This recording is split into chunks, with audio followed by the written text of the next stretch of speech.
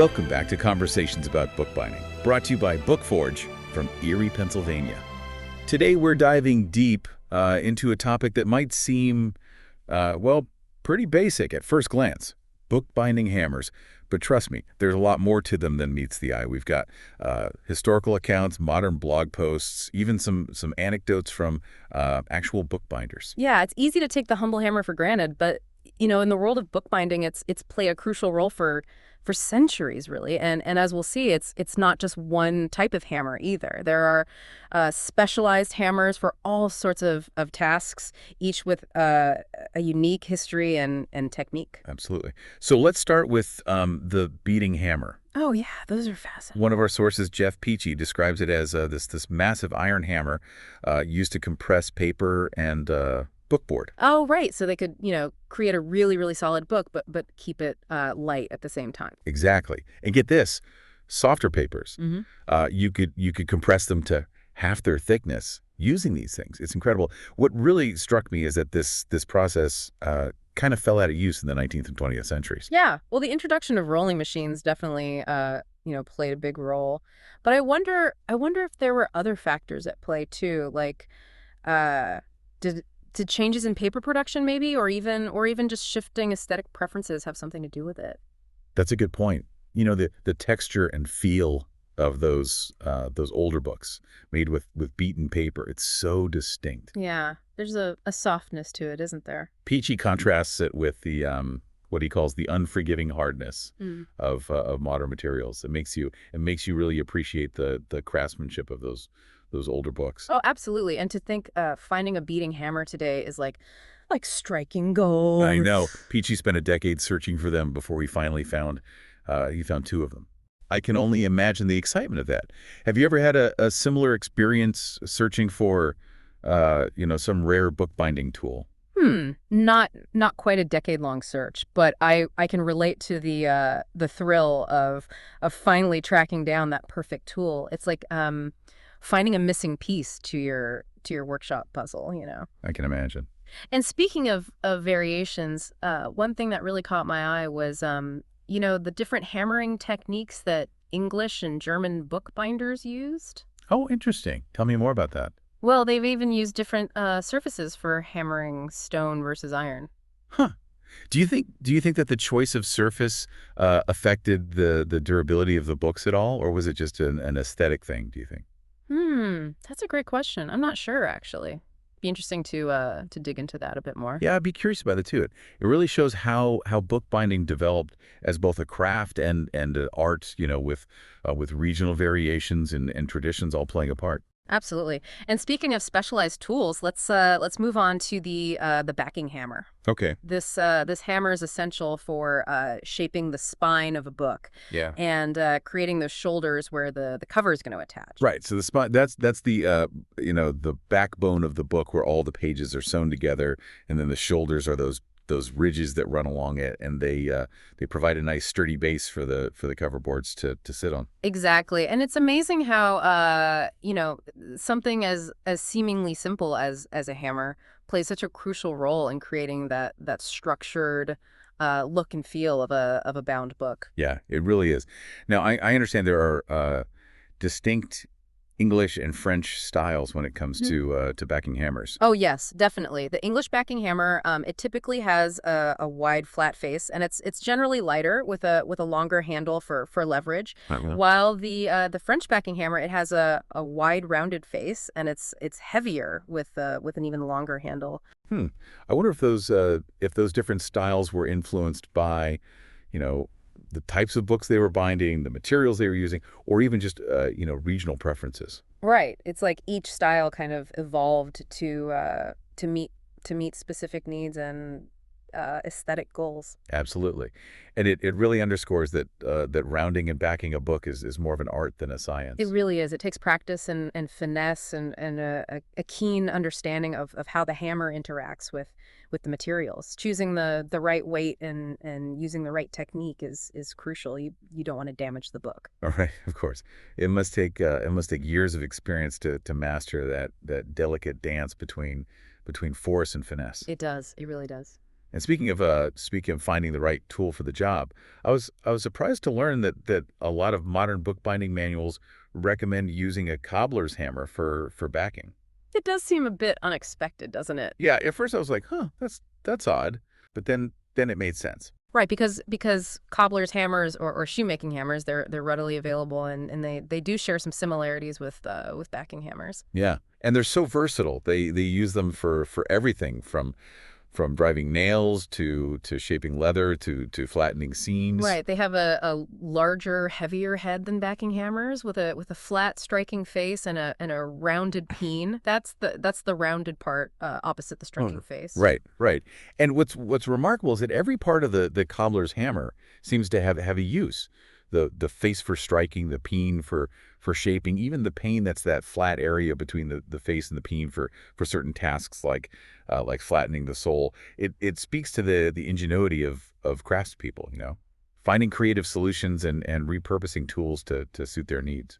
I agree. There are some great anecdotes about bookbinders using cobbler's hammers for things like flattening seams, wrinkles, creating stitching grooves, even tapping in pegs.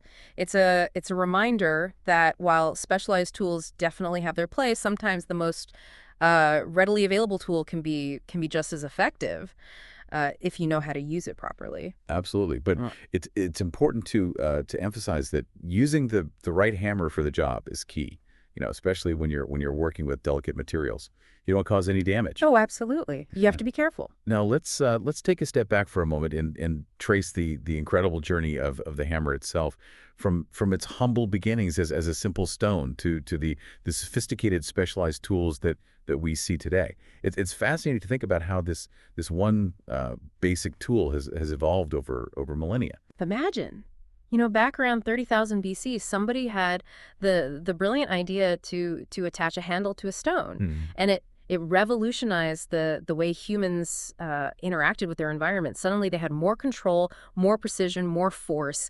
That simple innovation paved the way for countless advancements in tool making and crafting. Yeah, and then came the transition from stone to bronze to iron to steel, each advancement marking a significant leap forward in strength and durability. Yeah. It's amazing to think that the hammer in your toolbox today is a direct descendant of those early stone tools, a testament to the enduring power of human ingenuity. Right. It really shows how even the most commonplace objects have a rich history and a story to tell. It really does. It makes you wonder how future innovations are going to shape the tools we use and the crafts we practice. Exactly. What's next for the hammer? Who knows? I know. Speaking of innovation, I'm curious about the potential impact of electrification and automation on bookbinding hammers. Mhm. Is there a future where these age-old tools are replaced by machines? Well, that's a fascinating question. On the one hand, we've already seen how machines like the rolling press have replaced some hand processes. But on the other hand, there's this resurgence of interest in traditional crafts and the unique character of handmade objects. It seems like people are rediscovering the beauty and the value of things made with care and skill. I agree. It seems like the future of bookbinding and of all crafts really lies in finding that sweet spot between honoring tradition and embracing innovation. Absolutely. And perhaps the most crucial element is the human touch, Yeah. the skill, the creativity, the passion that goes into creating something beautiful and lasting. Welcome back to Conversations About Bookbinding. As we continue our exploration of bookbinding hammers, Hmm. I keep thinking about those beating hammers and the almost primal experience they must have represented. It's fascinating to consider how those massive tools were once commonplace in bookbinding workshops. Yeah. The physicality of using them, the sheer force required to compress the paper. I mean, it must have been quite a workout. Peachy describe it as slightly unnerving yet distinctly pleasurable, Oh, wow. which I find so evocative. It captures that sense of both power and precision that you would need to wield such a heavy hammer. Right. And it really highlights that transformation that took place as bookbinding transitioned from those very labor-intensive hand processes to more mechanized methods, you know. Yeah. It's a shift that we see reflected across so many crafts, really. But there's a certain charm, a certain character that comes from those older techniques. I mean, the texture of beaten paper, the way it feels in your hands, it's just different. It really is. Peachy mentioned how those older books have a certain softness to them Yeah. compared to the unforgiving hardness of modern materials, as he puts it. Right, and it's a real testament to the craftsmanship of those early bookbinders and the unique qualities that they were able to achieve using those traditional tools. Yeah, and it's interesting to see how some modern bookbinders are kind of rediscovering and even adapting those older Well, techniques, absolutely. like the use of cobbler's hammers for backing that we are talking about earlier. Right. It's a great example of how resourceful craftspeople can be, and how they can adapt tools to suit their needs. And it highlights the importance of understanding the different parts of a hammer and how they can be used for specific tasks. The face for striking, the peen for shaping, and even the pane for those specialized jobs like flattening the sole in shoemaking. I was amazed by all those anecdotes about bookbinders Yeah. using cobbler's hammers for everything from flattening seams and wrinkles to creating stitching grooves. Oh yeah, it's amazing what you can do with them. It goes to show that you don't always need the most specialized tool to get the job done. That's true, but it's also crucial to know your tools and use them with care, especially when you're working with delicate materials. You know, Right. there's a balance between practicality and precision in bookbinding. Speaking of specialized tools, Yeah. I wanted to shift gears for a moment and talk about something really unique, the electric backing hammer. Oh yeah. It's fascinating to learn that Peter Verheyen owns what might be the only known example. Oh. His description of it is incredible. He talks about its electrically activated percussive action on both sides of the head, which was designed for faster backing. Wow. And the head actually rotates, which mimics the motion of a hand backing. It sounds like a real marvel of engineering, doesn't it? But unfortunately, it seems like this particular hammer is a bit of a unicorn. Yeah. You know, there are very, very few accounts of people actually using it. We did find a few anecdotal stories from bookbinders who remembered using electric backing hammers, but their recollections were pretty mixed. Yeah. Some loved it, some hated it, and there's even some evidence that these hammers could cause damage if not used with extreme precision. Right, because it's so powerful. It's almost like the technology outpaced the technique in this case. The power of that electric hammer could easily lead to mistakes if the bookbinder wasn't incredibly skilled. It underscores the fact that bookbinding isn't just about having the right tools. Right. It's also about having the skill and the knowledge to use them effectively. And it's about respecting the materials that you're working with. Absolutely. Understanding their nuances and how they respond to different techniques. It's a reminder that technology can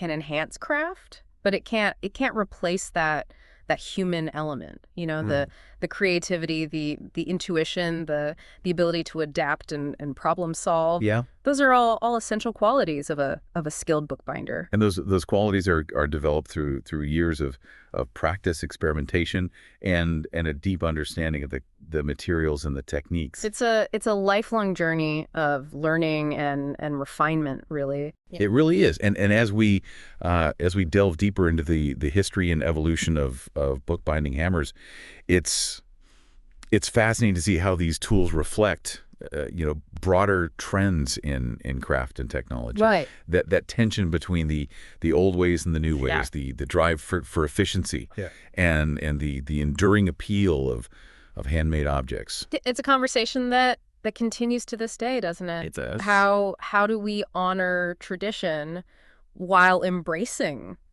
innovation? How do we use technology to enhance craft without without losing that human touch? These are questions that every craftsperson grapples with, I think. And I think the answer lies in finding that balance, that sweet spot where tradition and innovation meet. Yeah. It's about understanding the value of both the old ways and the new ways, and using them in a way that serves the craft. It's about respecting the past while embracing the future, recognizing that craft is a constantly evading conversation. Yeah. Between maker and material, between tool and technique. And as we wrap up this part of our deep dive, I want to leave you with this thought. What are the tools in your own life, both literal and metaphorical, that you use to create and build, and how can you use those tools with more intention, more skill, more respect for the materials that you're working with? It's a question worth considering as we continue to explore the fascinating world of bookbinding hammers and the enduring legacy of this ancient craft. Stay with us as we delve into the future of bookbinding in our final segment. Welcome back to our final segment on bookbinding hammers. As we've been discussing these tools, I've been thinking about the broader context of craft and technology. There's always this tension, isn't there, between preserving traditional methods and embracing new innovations. Yeah, that's a great point. We see it in so many fields, and bookbinding is a perfect example. The introduction of machines like the rolling machine led to a decline in the use of hand tools like the beating hammer. Right, and then we saw the emergence of the electric backing hammer, which as we discussed, had its pros and cons. It sped up the process, but it also, increased the risk of damage if not used skillfully. It seems like the electric backing hammer really embodies that tension between efficiency and craftsmanship. It does. It highlights the challenges of integrating new technology into a craft that has been practiced for centuries. Yeah, but what's fascinating is that even with all these technological advancements, there's this resurgence of interest in handmade objects and the unique character that comes from using traditional tools and techniques. Yeah. It's like people are rediscovering the beauty and the value of things made with care and skill. We see it in the growing popularity of crafts like bookbinding, woodworking, pottery. Right. And it's reflected in the choices that some modern bookbinders are making, opting for tools like the cobbler's hammer, even though more specialized options are available. It's about appreciating the process as much as the product. Absolutely. It's about understanding that the tool is only part of the equation. It's the skill of the craftsperson, their knowledge, their passion that truly brings a piece to life. Yeah, it's that human touch, that connection between the maker and the object that gives handmade items their special quality. It's the story that's embedded in every stitch, every hammer blow. And speaking of stories, I'm reminded of the incredible work being done by Edward Krantz right here at Bookforge. Oh, yes. His dedication to preserving and revitalizing the craft of bookbinding is truly inspiring. It really is. And it speaks to the enduring power of craft, its ability to connect us to the past, to inspire creativity and to bring beauty into the world. So as we wrap up our deep dive into bookbinding hammers, I encourage you to look around and appreciate the handmade objects in your own life. Yeah. Consider the tools and the techniques that went into creating them and the stories that they tell. And if you're if you're feeling inspired, why not explore the world of bookbinding further? You might be surprised by what you discover and by the joy and satisfaction that comes from working with your hands. That's all the time we have for today's episode of Conversations About Bookbinding, brought to you by Bookforge here in Erie, Pennsylvania. Thanks for joining us, and we'll see you next time for another fascinating deep dive into the world of bookbinding.